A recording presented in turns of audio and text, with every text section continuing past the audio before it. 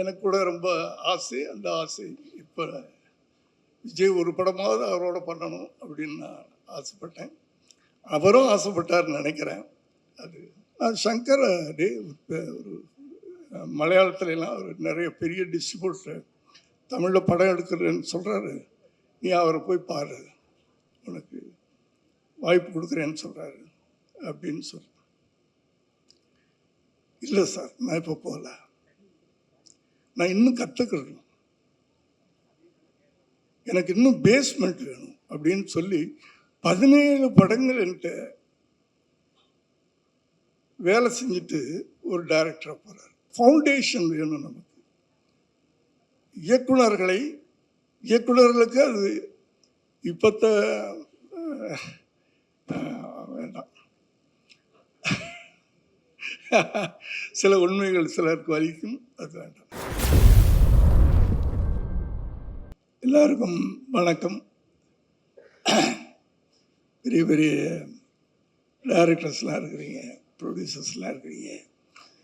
அண்ணன் அப்பப்போ பேசிக்க மாட்டோம், அப்புறம் பேசிக்குவோம் அப்படின்லாம் சொன்னீங்க. ஆனால் 45 வருஷமாக நான் அவரோட பேசிக்கிட்டே இருக்கிறேன். காரணம், அவரும் ஒரு டிசிப்ளினான ஒரு டிஸ்ட்ரிபியூட்டர், நானும் அப்படி இருந்தேன். அதனால அந்த வைப்ரேஷன் எங்களுக்குள்ள 1 மணிக்கு வாங்க 2 மணிக்கு அனுப்பிச்சிட்றேன்னு சொன்னார். இந்த வயசில் 3 மணி நேரம் உட்கார வைக்கிறீங்க, பரவாயில்ல. நல்ல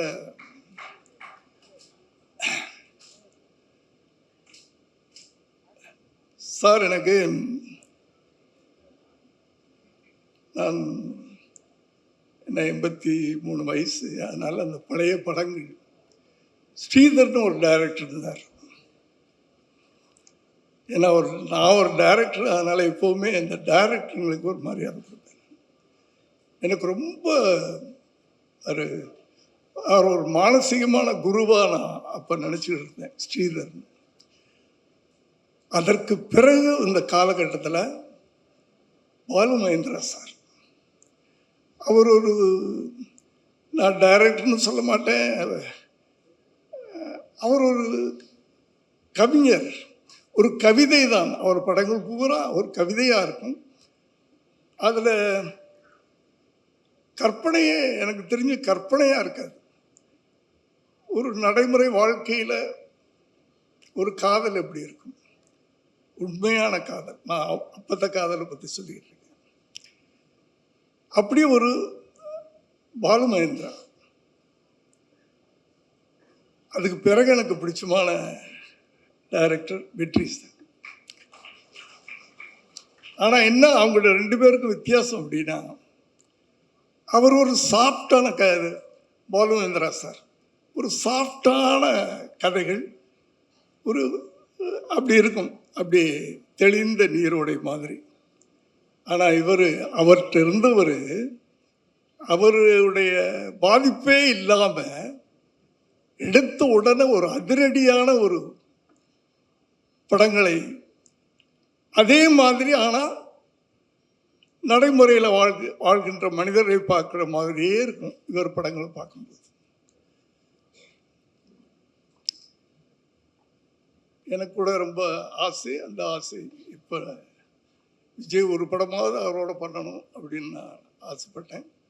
அவரும் ஆசைப்பட்டார்னு நினைக்கிறேன். அது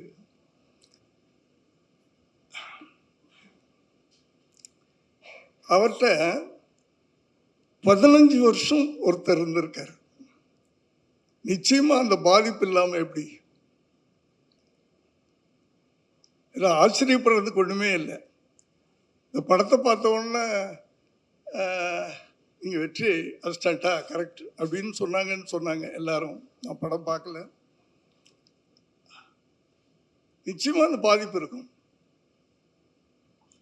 ஏன்னா 15 வருஷமாக அவர்கிட்ட நீங்கள் இருந்திருக்கிறீங்க. இது ஒரு சின்ன உதாரணம். டைரக்டர் சங்கரை பற்றி உங்கள் எல்லாருக்கும் தெரியும். நான் இந்த 80s எங்கள் கதைகள்லாம் ரொம்ப பேருக்கு தெரியாது. அவர் என்கிட்ட அசிஸ்டன்ட் டைரக்டராக ஒரு காமெடி, ஏன்னா என் படங்களில் காமெடியே இருக்காது. வெறும் கதையை மட்டும்தான் எனக்கு சொல்ல தெரியும். நல்ல அந்த காலங்கள்லாம் ஒரு பழக்கம் இருந்துச்சு. ஒரு சீரியஸ் சப்ஜெக்ட் ஒன்று போய்கிட்டே இருக்கும். ஒரு காமெடி ட்ராக், அது ஒரு கதை தனியாக இருக்கும். ஒரு 3 சீன் சீரியஸ் சீன் வந்துச்சுன்னா ஒரு சீன் அது வரும் நடுவில். அது ஒரு ஸ்க்ரீன் ப்ளே பேட்டர்ன் அப்போ. ஆனால் அந்த காலத்தில் நான் எனக்கு அப்படி எனக்கும் ஹியூமர் சென்ஸ் கிடையாது.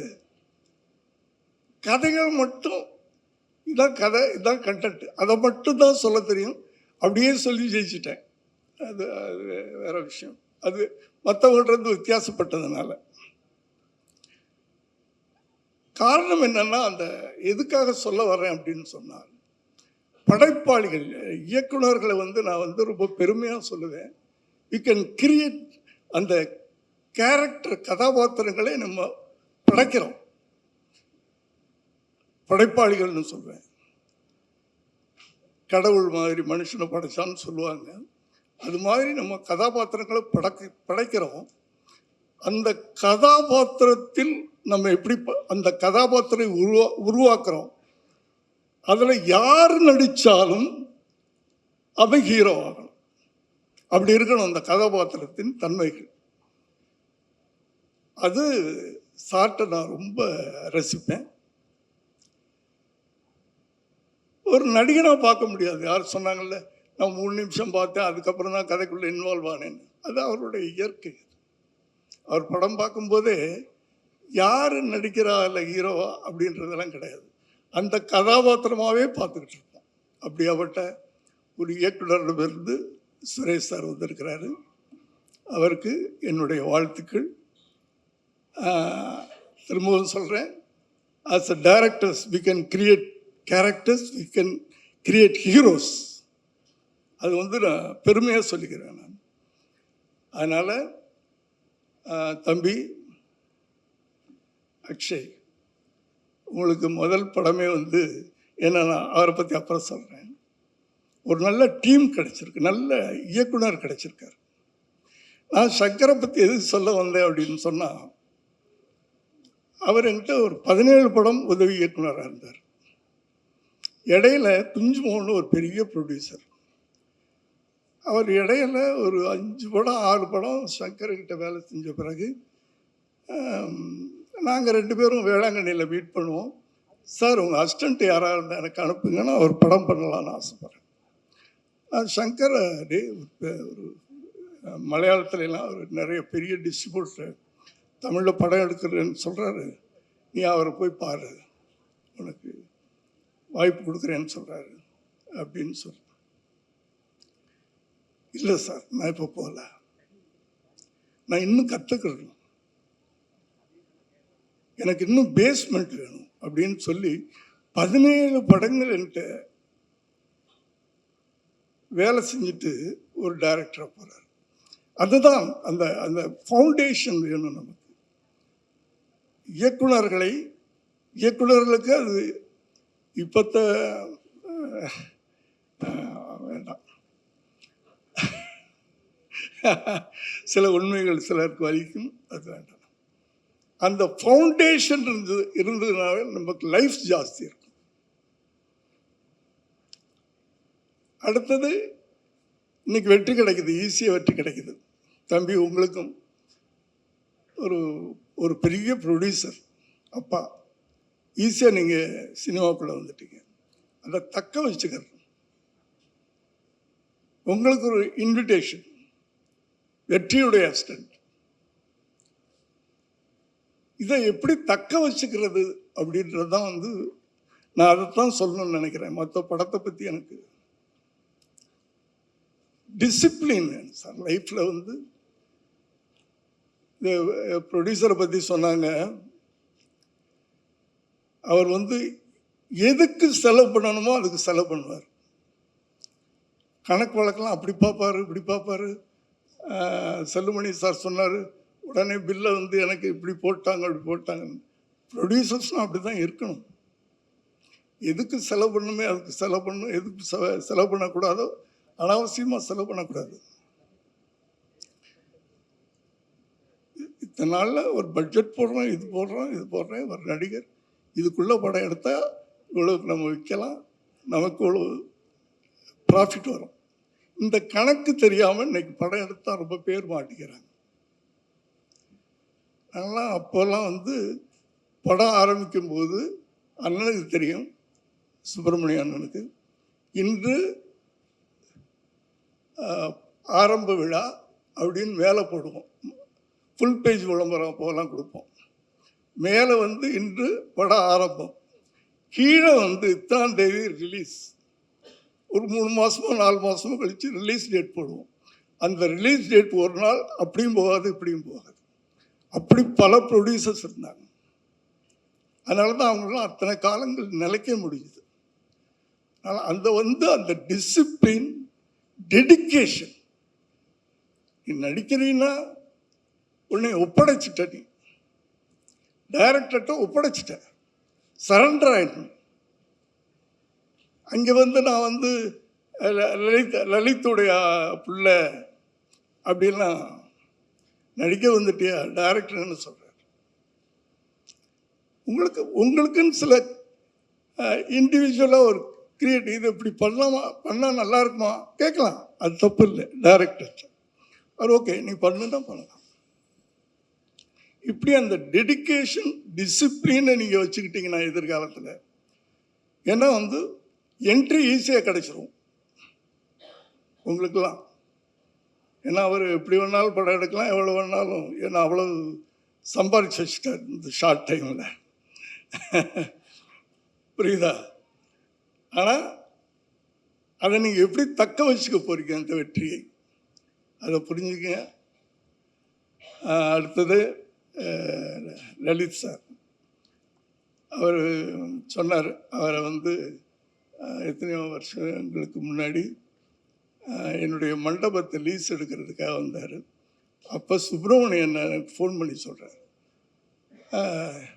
சேசி சார், நீங்கள் எங்கிட்ட எப்படி பிஸ்னஸ் பண்ணுவீங்களோ அதே மாதிரி லலித்தை நினச்சிக்கோங்க. இதே வார்த்தை சொன்னீங்க சார், கரெக்டாக? நான் எப்படியோ அதே மாதிரி லலித் நீங்கள் நம்பி அவர்கிட்ட கொடுக்கலாம் அப்படின்னாரு. அப்போ ஆரம்பித்த அந்த தொடர்பு கொஞ்சம் கொஞ்சமாக இன்றைக்கி தமிழ்நாட்டில் உலகம் பூரா தெரியக்கூடிய ஒரு பெரிய தயாரிப்பாளராக இருக்கிறாரு. அவருக்கு என்னுடைய வாழ்த்துக்கள் சார். எல்லோரும் படத்தை பற்றி சொன்னாங்க. நான் சொல்ல அந்த படத்தை நம்ம மிஸ் பண்ணிட்டோமே, எனக்கு கூப்பிடலேன்னு நான் ஃபீல் பண்ணேன். பரவாயில்ல, நான் உட்கார்றதில்லை, வெளியே போய் படங்களே பார்க்குறதில்ல நான். நன்றி சார். மற்றபடி இந்த படத்தில் வேலை செஞ்ச அத்தனை பேருக்கு என்னுடைய வாழ்த்துக்கள். சமீப காலமாக எனக்கு ஒரு குறை இருந்தது. ஏன்னா எனக்கு கல்யாணம் பண்ணி வச்சது வந்து சிவாஜி சாரும் உங்கள் பாட்டியும் 2 பேரும் வந்து தான் எனக்கு கல்யாணம் பண்ணி வச்சாங்க. அப்போ இருந்து உங்களுக்கெல்லாம் நீங்கள்லாம் பிறக்கலை. அந்த அந்த 20 பேர் உட்கார்ந்து சாப்பிட்ற டைனிங் டேபிள் இன்னைக்கு இருக்குதுன்னு நினைக்கிறேன் வீட்டில், இல்லையா? உங்கள் பாட்டி அந்த டைனிங் டேபிளில் தான் எங்கள் அசிஸ்டன்ட் டைரக்டர்லாம் உட்காந்து சாப்பிடுவாங்க. போனோம் கீழேலாம் உட்கார வைக்க மாட்டாங்க, அவங்களே சர்வ் பண்ணுவாங்க. அப்படி எனக்கு அண்ணன்னு சொல்லிட்டு சிவாஜி சார் ரொம்ப பிடிக்கும். உங்களுக்கு முதல்ல ஒரு நல்ல படம் அமைஞ்சது, அது பிறகு பண்ணீங்க. சமீப காலமாக ஒரு நல்ல டீம் உங்களுக்கு அமையலையோ? ஏன்னா ஒரு நல்ல நடிகன் உங்களுக்குள்ளே இருக்கார். நான் அதை ஒரு வாரத்தில் நான் ஃபீல் பண்ணேன். அந்த ஒரு நல்ல நடிகனை கரெக்டாக யூஸ் பண்ணுறதுக்கு சரியான ஒரு டீம் கிடைக்கலையா, ஒரு டைரக்டர் கிடைக்கலையா? அது இதில் கிடைச்சிருக்குன்னு எல்லாரும் சொன்னாங்க. வாழ்த்துக்கள் சார். நிச்சயமாக யாரோ சொன்னாங்க, உங்கள் வீட்டுக்கு பின்னாடி திரும்பி ஒரு பெரிய க்ரௌடு வந்துடும். ஏன்னா வெற்றி தானே, இங்கே வெற்றி தானே எல்லாத்துக்குமே காரணம், இல்லையா? வெற்றிக்கு பின்னாடி ஓடுறது தானே. ஆகவே நான் எதுவும் மற்றதெல்லாம் பேச விரும்பல, எனக்கு டைம் இல்லை. என்னுடைய மனப்பூர்வமான வாழ்த்துக்கள். லலித் சார், இது சொன்னாங்க, எத்தனை படம் எடுத்தாலும் இந்த படம் உங்களுக்கு பேசப்படும். அவருக்கு எத்தனை படம் எடுத்தாலும் அவர் ரொம்ப நல்ல ப்ரொடியூசர் சார். ஆனால் என்னென்னா அது கரெக்டான ப்ரொடியூசர். ஒன்று சொல்லிடுறேன், சொல்லட்டுமா சார்? அவங்க வீட்டில் அவங்க ஒய்ஃப் ஒரு நாள் என்கிட்ட சொன்னாங்க, அவர்கிட்ட இந்த பண விஷயம் பேசினா மாத்திரம் அர்ஜென்ட்டாக பாத்ரூமில் போய் தாப்பப்பட்டுக்குருவார். உனக்கு வேணுங்கிறத நான் கொடுத்துட்டேன்ல, மாதத்துக்கு இவ்வளோ வேணும்னா கொடுத்துட்டேனா, அதுக்கு பிறகு என்ன வேண்டிட்டு அது சொல்ல மாட்டாரா? சொன்னால் வம்பு வந்துடும்ல. அதனால் பாத்ரூமில் போயிட்டு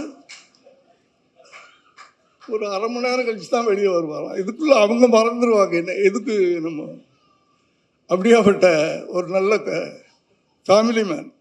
அதனால தான் குடும்பத்தில் பிரச்சனை இல்லாமல் இருக்காது. குடும்பத்துலேயும் கடன் இல்லை, தொழிலையும் கடன் இல்லை, இல்லையா சார்? அப்படியாப்பட்ட ஒரு நல்ல தயாரிப்பாளர். அவர் நல்லா வரணும். என்னுடைய வாழ்த்துக்கள். நன்றி, வணக்கம்.